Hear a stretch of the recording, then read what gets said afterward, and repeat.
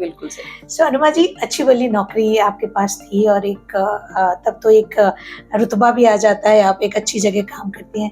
फिर वहाँ से पॉलिटिक्स में आने का कोई रास्ता था नहीं, तो वहाँ तक कैसे जाना हुआ और क्यों? 2008 में जब हम अपनी पेंशनेबल सर्विस का केस लड़ रहे थे, मैंने ये नहीं बताया कि वो प्रयोग जो हमारा 5 साल का था, फिर वो 6 साल तक एक्सटेंड हुआ और पॉलिसी लेटर में तो लिखा था कि हमसे पूछा जाएगा कि हम परमानेंट कमीशन चाहते हैं कि नहीं। लेकिन इस बीच में एक सरकार आई तो उसने ओपीएस खत्म किया बाकी सरकारी नौकरियों में। और what is OPS? Old pension scheme जो सरकारी नौकरियों में थी। जब उस सरकार ने वो ओपीएस खत्म की तो उसने महिला अधिकारियों को पेंशन का जो विकल्प देने वाली बात थी उसे भी खत्म कर दिया। तो चूंकि एक पॉलिसी लेटर निकल चुका था, हमारे से आगे एक बैच था जिसमें विंग कमांडर अनुपमा जोशी सबसे पहले हाईकोर्ट गई और उनके साथ साथ एक स्क्वाड्रन लीडर रुखसाना हक थी। इन्होंने ये लड़ाई लड़ी कि जब हमें 1991 के पॉलिसी लेटर में आपने कहा था कि पेंशनेबल सेवा का विकल्प देंगे, तो अब आपने अचानक कैसे, हमारी जब सेवा शुरू हो चुकी है और हम अंत तक पहुंच रहे हैं, तब आपने हमको इस तरह से क्यों बाहर जाने का रास्ता दिखाया। तो वो केस जो था उसमें आगे चल के मैं को एप्लीकेंट बनी। तब तक मुझे वायुसेना से बाहर निकल के 22 महीने हो चुके थे जब हम कोर्ट केस जीते। और उसके बाद चूंकि हमारा केस, भारतीय वायुसेना की महिलाओं का केस सपोर्टेड था उस पॉलिसी लेटर से, तो सेनाएं ये सोच रही थी कि हम सुप्रीम कोर्ट में जाएंगे और महिला अधिकारियों को पेंशनेबल सर्विस नहीं होने देंगे।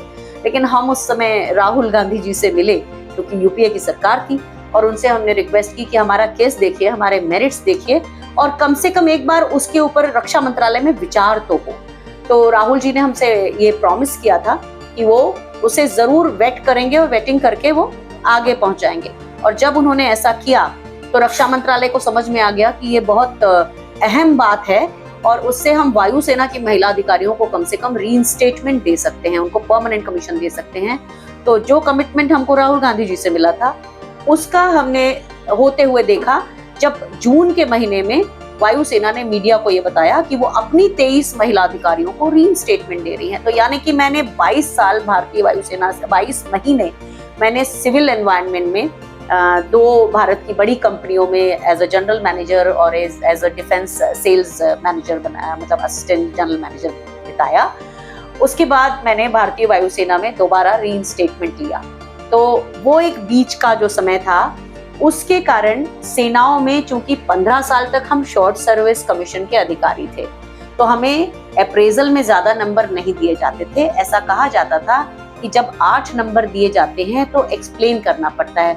और क्या हम एक्सप्लेन करेंगे कि आप तो बाहर ही जाने वाली हो, तो आपको हमने क्यों ज्यादा नंबर दिए। और नंबरिंग का भी एक कोटा होता है कि आप इतने ही % लोगों को नंबर दे सकते हैं, तो हम आपको नंबर क्यों दें। उस समय वो ये कहते थे। जब हम लौटे तो वो 15 साल हमारे पीछे के प्रमोशन में कंसीडर होने वाले। तो आप ये समझिए कि हम मुझे तो जैसे वायुसेना अध्यक्ष का प्रशंसा पत्र और मेडल मिला, उससे पहले कमान अधिकारी का मिला, उससे पहले बेस्ट लॉजिस्टिक सपोर्ट ग्रुप की ट्रॉफी मिली।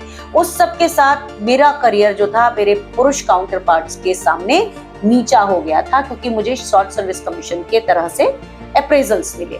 तो प्रमोशन के समय में बहुत जल्दी मेरा कंसिडरेशन आ गया। हम 17वें 18वें साल में कंसिडर हो जाते हैं।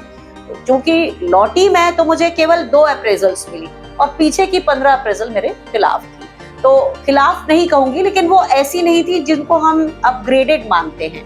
आखिरी की जो 4 कंसिडर की जाती हैं और उनमें से 2 वैसी भी थी कि जिस साल में मैं बाहर जा रही थी। तो जब कोई ऑफिसर बाहर ही जा रहा है तो उसकी क्या अप्रेजल लिखा जाएगा।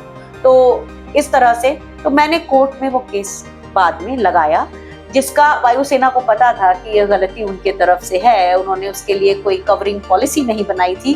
तो वो केस आज तक सरकार के पास है और उस कारण से बहुत सी ऐसी महिला अधिकारी हैं, केवल मैं ही नहीं, अब तक जितनी भी महिला अधिकारियों को परमानेंट कमीशन मिला है वो लड़के मिला है। तो अब जब आपका करियर ही नहीं है वहां। और एक और बात हुई थी कि जब हम ये कोर्ट केस लड़ रहे थे तो हमें बड़ा संशय था 2009 के आसपास कि जब कोर्ट ने फैसला सुरक्षित रख लिया और बीच में विंटर हॉलीडेज आ गए, तो हम एक दिन 4-5 महिला अधिकारी बैठे थे और बात कर रहे थे। तो एक ने कहा लगता नहीं है कि हमारा होगा, ऐसा कोई प्रेसिडेंस ही नहीं रहा है। तो फिर उसने कहा कि अगर होगा ना तो उसके बहुत सुंदर बाल थे। उसने कहा मैं तिरुपति में बाल दान कर दूंगी। तो दूसरी वाली महिला ने कहा कि मैं एक बच्चे की एजुकेशन फंड करूंगी अगर हो गया तो। मुझे अपने माँ बाबा से ही हमेशा मतलब रहता था, क्योंकि उनको मैंने कम समय तक अपने साथ देखा। मैंने सोचा विदिशा जो कि मध्य प्रदेश का एक बहुत ही पुअर जिला है, तो मैंने कहा अगर मेरा होगा ना तो मैं विदिशा के लिए कुछ करूंगी, लेकिन फिर मैं वो पॉलिटिकल मंच से करूंगी, क्योंकि अगर मैं एनजीओ के जरिए करने की कोशिश करूंगी तो मेरा ध्यान एनजीओ चलाने पे चला जाएगा कि उसमें कौन लोग काम कर रहे हैं, उनकी नौकरी ना चली जाए, क्या मुझे समय पर अनुदान मिल रहे हैं या नहीं मिल रहे हैं। तो मैंने सोचा था कि तो ये उस दिन का जो 2009 के अंत में जब हमने बातचीत की थी, उस दिन की ये बात थी। और जब हम वाकई मैं उस जगह पर आई, जब मेरी पेंशनेबल सर्विस हो गई, तो कुछ दिनों तक तो मुझे ये लगता रहा कि अरे किसी ने सुना थोड़ा ही था, वो तो मैंने ऐसे ही कहा था, वो तो मजाक की बात है, उसमें क्या है। नहीं गए। लेकिन 2016 के आसपास फिर मुझे ना वो हॉन्ट करने लगा कि क्या मैं अपने आप से झूठ बोलती हूँ। तो फिर मैंने कहा नहीं, मैंने अगर सोचा था और आगे मुझे ऐसा करियर दिख नहीं रहा है और मैंने कोर्ट में केस लगा ही दिया है, इसका निर्णय जब आएगा तब न्याय होगा, तो मैं फिर जो मैंने सोचा था वो मैं करूँ। तो फिर मैंने नौकरी छोड़ी। उसके पहले मैंने तीनों पॉलिटिकल पार्टीज को चिट्ठी लिखी और मैंने कहा कि मैं ज्वाइन करना चाहती हूँ। मुझे और कहीं से जवाब नहीं आया। मुझे प्रधानमंत्री नरेंद्र मोदी के कार्यालय से मिलने के लिए बुलाया गया, क्योंकि विदिशा एक ऐसी जगह है जहाँ से सुषमा स्वराज सांसद रही। हालांकि वो वहाँ आती ही नहीं थी, लेकिन जब मैं वहाँ गई तो प्रधानमंत्री नरेंद्र मोदी ने मुझसे कहा कि आपका अच्छा निर्णय है और हम आपको सिखाएंगे राजनीति। और फिर उन्होंने मुझे गुजरात भेजा। मैंने उनकी पार्टी के साथ बिना पार्टी ज्वाइन किए लगभग 38 दिन काम किया और मुझे लगा महिला सशक्तिकरण जो दिखाया जाता है वो वहाँ नहीं है।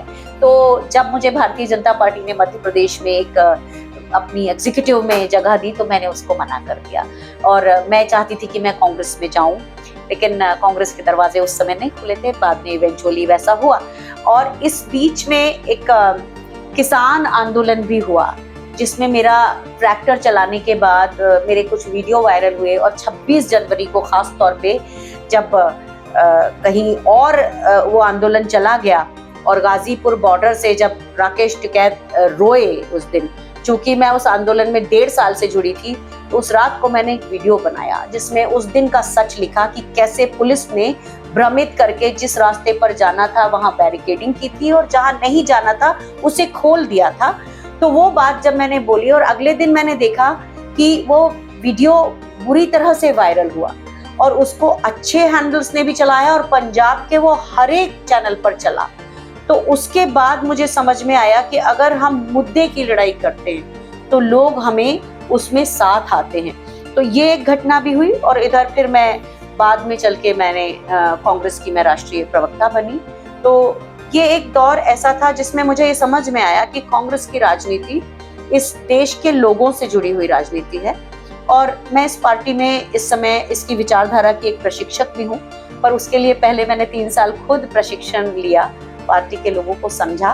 तो ये राजनीतिक जो यात्रा है, इसमें मैं जिस जगह पर आज हूँ, हम विपक्ष में हैं, हमारी लड़ाई लंबी है, लेकिन हमारे अंदर एक साहस है जो हमें कहता है कि हम सही राह पर हैं और इस कारण से मैं जहाँ हूँ वहाँ बहुत खुश हूँ।